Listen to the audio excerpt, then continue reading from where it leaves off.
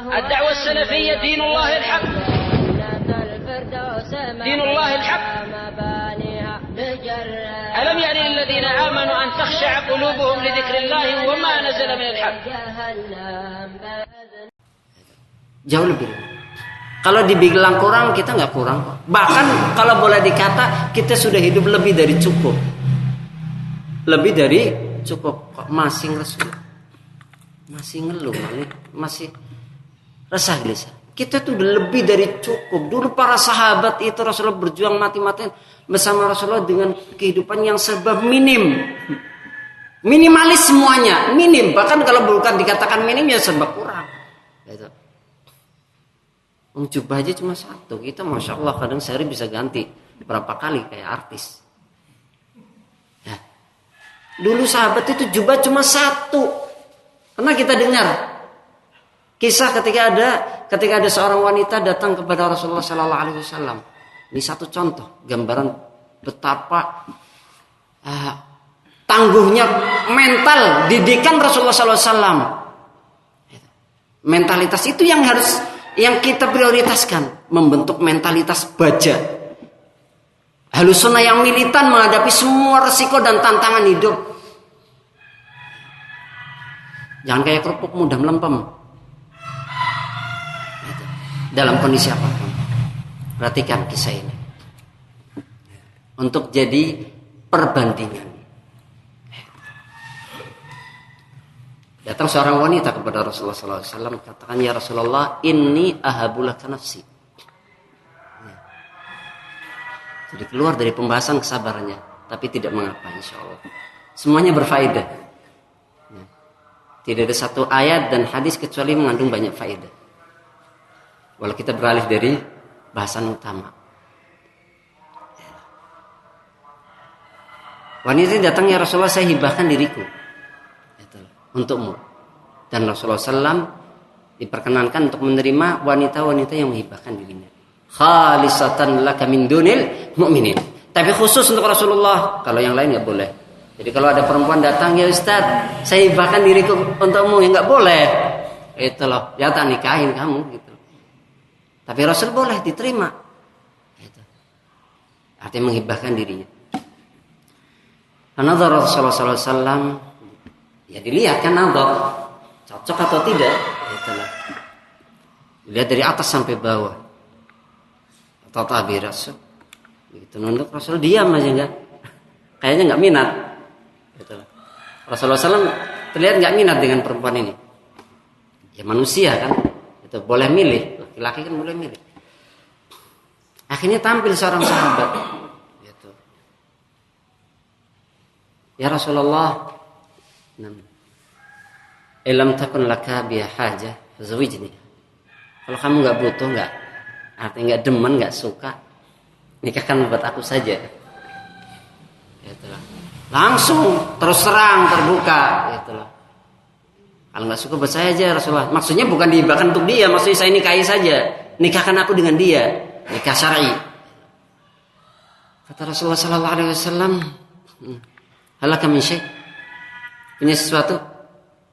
Buat mahar, main di sini. Artinya nggak ada ya, nggak punya apa-apa. Subhanallah, nggak punya apa-apa berani dia. Kalau kita mau maju mikir-mikir, ya nanti tanya mertua gawean mau apa? Ya, lu sabar enggak? Langsung tanya, minta, nikahin saja. Mentalnya subhanallah. Rasul nggak mencela dia ketika dia mengatakan saya nggak punya apa-apa. Kok punya apa-apa kok mau kawin, mau nikah? Enggak dicela Rasulullah. Karena itu santunnya Rasulullah itu dengan para sahabat. Main di syekh. Qala, idhab, irji' ila baitik. Pulang kamu. Iltamis laka syai'an. Cari sesuatu. Artinya buat mahar. Balik lagi ya Rasulullah, main di syekh. Saya enggak punya apa-apa. Masya Allah, enggak punya apa-apa kok berani ngelamar. Itu. Sampai akhirnya Rasulullah SAW, iltamis walau khataman min hadid. Cari walau cincin dari besi sekalipun. Nggak ada emas, besi nggak apa-apa. Besi ditekuk juga. Yang penting cincin. Subhanallah. Kita mungkin pernah mendengar ungkapan ini, iltamis walau khataman min hadid. Enggak tahu kisah awalnya seperti apa kan? Cari mahar walaupun cincin dari besi. Ternyata kisahnya seperti ini. Jadi bukan masalah nilai mahar, tapi ambil pelajaran kuatnya mentalitas para sahabat. Dan yang perempuan pun masya Allah jauh lebih kuat. Jadi jangan lihat laki-lakinya, sahabatnya, sahabiahnya juga. Lihat mentalitas sahabiah, wanita-wanita sahabat ketika itu. Nggak kemudian marah-marah, ngawur. Ya, nikah nggak pakai apa-apa, mau dikasih apa saya? Ya, nggak pikir seperti itu. Diam saja di hadapan Rasulullah SAW, menerima. Balik lagi orang ini, datang kepada Rasulullah, ya Rasulullah, ma'indi syai, saya nggak punya apa-apa ya Rasulullah. Ada izari, saya cuma punya satu sarung. Loh, satu sarung tok. Bayangkan. Sarung itu buat setelan atas dan bawah loh. Bukan sarung kayak kita ini. Kalau sarung kita kan buat bawah saja, nutupi aurat bawah. Sarung dulu itu multifungsi untuk setelan atas dan bawah. Satu sarung untuk menutupi semua aurat. Satu tok. Makanya kan Rasulullah SAW pernah berpesan kepada para sahabat kalau mau sholat itu melihat kondisi sandang mereka yang mereka kenakan seperti itu, Rasul katakan, la tarfa'u kepada kaum wanita yang ada di belakangnya, ru'usakunna hatta yarfa'ar rijal. Jangan angkat kepala kalian kalau lagi sujud itu sampai yang laki-laki dulu, jamaah laki-laki pada ngangkat. Khawatir apa? Kelihatan. Kalau perempuan ngangkat kepala dulu kelihatan itu. Aurat-aurat yang arti kaum lelaki. Makanya Rasul perintahkan kepada kaum wanita. Kenapa? Karena mereka cuma pakai satu kain. Bayangin dia tahu gimana? Satu kain itu. Satu sarung buat setelan atas dan bawah. Ngikatnya seperti apa? Makanya kan Rasulullah itu pernah melarang istilah ihtiba. Duduk ihtiba. Kayak Ustadz ini. Ini namanya ihtiba nih. Itu siapa? Ustadz Adib itu. Ini nahab. Ini nggak apa-apa ini. Itu duduk kayak gini dalam majelis, nggak masalah. Tapi dulu Rasul larang karena apa? Karena mereka cuma pakai satu sarung, satu kain. Kalau tipe kayak gitu, itu alhamdulillah ada celananya, ada sarungnya masih tutup. Coba kalau nggak ada apa-apanya, nah makanya Rasul larang. Al-ihtiba fi thawbin wahid, dengan satu kain. Minimnya. Orang ini tak ngomong, ya Rasulullah ada izari, saya punya satu kain ini, satu sarung, tok, nggak punya yang lain. Kok berani ngelawan? Rasulullah SAW dengan santunnya mengatakan kepada sahabat ini, matas Nabi izari. Kalau kamu buat ini sarung buat maharmu, terus in labistahu ma'alaiha syai' ma'alaika syai' in labistahu ma'alaiha syai' wa in labisatu ma'alaika syai'. Kalau kamu yang pakai, terus dia pakai apa? Kalau dia yang pakai, kamu pakai apa? Punya satu sarung tok. Nah, kamu pakai apa? Kalau kamu ini kasihkan ke dia sebagai mahar, kamu pakai apa? Kamu gak punya apa-apa. Subhanallah, bingung orang ini, sahabat ini. Diam gitu, nggak tahu mau berbuat apa lagi. Dia cuma bisa nawarkan itu, hada izari ya Rasul. Tapi Rasul nggak mencela. Rasul juga justru malah bangga. Tidak dengan sahabat ini, tidak dengan wanita. Wanita pun diam. Ya. Tidak kemudian malah marah-marah atau apa enggak. Begitu orang ini pergi, orang ini bingung kan, diam gitu loh. Nggak diterima semua gitu loh. Gitu. Dipanggil oleh Rasulullah SAW. Mama Al Quran. Panggil lagi orang tadi. Kamu hafal berapa Al-Quran? Punya hafal Al-Quran? Endi ayat kada. Saya punya hafal Al-Quran. Belum khatam sih, tapi punya hafalan Quran. Zawwajtukaha bima ma'aka minal Quran. Saya nikahkan kamu dengan dia dengan Al-Quran yang kau miliki, dengan mahar Al-Quran, hafalan Quran. Subhanallah. Kawin sudah. Gampang kan? Gampang. Ringan.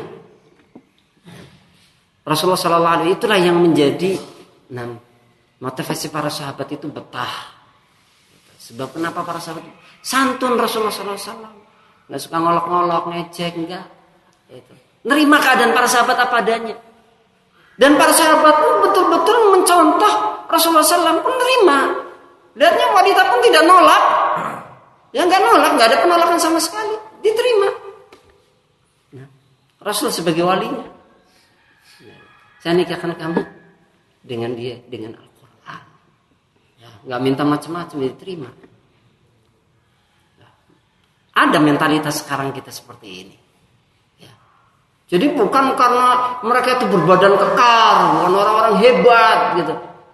Ini mentalitas seperti yang siap menghadapi tantangan resiko apapun.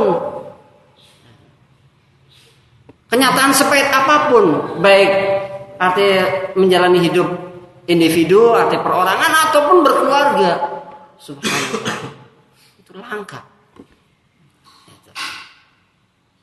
Kita yang ngaku-ngaku ahlus sunnah, ngaku-ngaku salafiyin, pengikut salaf. Ya, pengikut salaf. Siapa salaf terbaik kita? Ya Rasulullah. Begitu kan? Ni'mas salaf ana laki. Kata Rasulullah, sebaik-baik salaf pendahulu kalian ya aku ini. Kata Rasulullah. Contoh Rasulullah SAW itu panutan terbaik kita. Apa yang dicontoh dari Rasulullah SAW? Itu realita kehidupan beliau.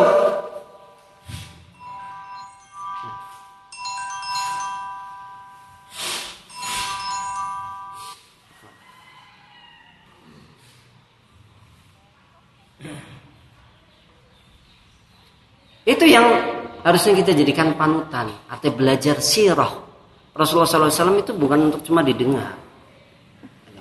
Ambil arti pelajaran-pelajaran penting. Itu.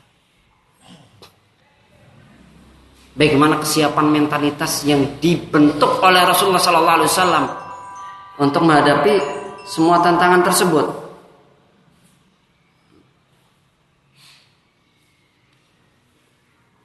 Artinya tidak kemudian gampang, artinya menyerah. Tidak gampang menyerah.